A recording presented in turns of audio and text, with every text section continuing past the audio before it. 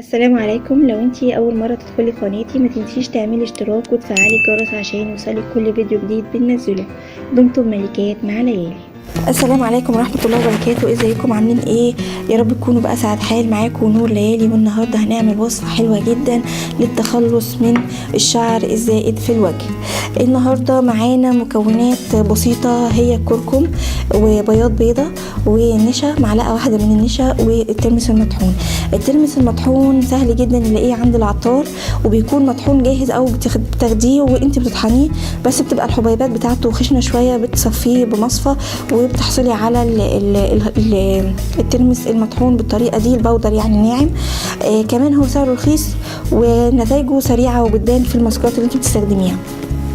هو عموما بينظف البشرة وبينعم البشرة وكمان بيساعد على التقشير. النهارده في الوصفه بتاعتنا دي هنضيف له الكركم، والكركم بيستخدموه الهنديات، وبيسمى هناك الزعفران الهندي. ومعانا بياض بيضه واحده، ومعانا معلقه واحده من النشا. هنعمل ايه؟ هنجيب معلقتين من ترمس المطحون، ومعلقه واحده من النشا، وبياض بيضه واحده، وكمان نص معلقه من الكركم.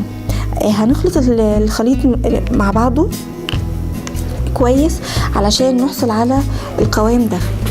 انا كده خلطت بياض بيضة، خلطت نص معلقة كركم، ومعلقة واحدة من النشا، ومعلقتين كبار من الترمس المطحون. حصلت على القوام اللي قدام حضراتكم ده، هو ده اللي هستخدمه. تمام. الاول هغسل بشرتي كويس بالميه والصابون او الغسول بتاعي، وهنضفها وهنشفها كويس. بعد كده هوزع الخليط على البشره وهسيبه لما ينشف خالص، ينشف تماما. غالبا هياخد 20 دقيقه لنص ساعه، وبعد كده بنغسله بالميه الفتره، وبعد كده بنرطب بشرتنا. الخليط ده بيفيد جدا في تقليل او منع ظهور الشعر الزائد في الوجه. نتائجه رهيبه جدا، وخاصه لو كررت الماسك ده 3 مرات في الاسبوع. كمان الترمس المطحون والكركم جمال جدا زي ما قلت لكم، فوائدهم كبيره جدا. وبياض البيض ده بيعتبر بروتين، وكمان بيشد جدا الجلد المترهل او لو في تجاعيد.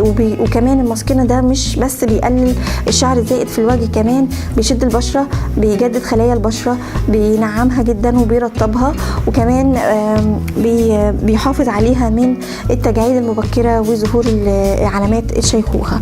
الماسك بتاعنا حلو وسريع، وان شاء الله تستخدموه 3 مرات في الاسبوع، وان شاء الله نتائجه هتبان على طول. بس وانتي بتستخدمي الماسك حاولي ما تعمليش اي تعبيرات، يعني ما تضحكيش، ما تكشريش، علشان الخطوط التعبيريه دي بتبان جدا وبتظهر لما بتعملي الماسك. حاولي كده تسترخي وانتي عامله الماسك، طول فتره الماسك استرخي خالص علشان البشره تاخد وضعها الطبيعي.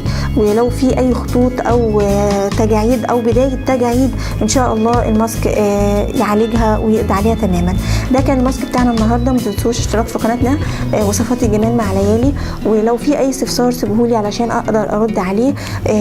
وان شاء الله تشتركوا في قناتنا من هنا وتشوفوا كل الوصفات بتاعتنا من هنا.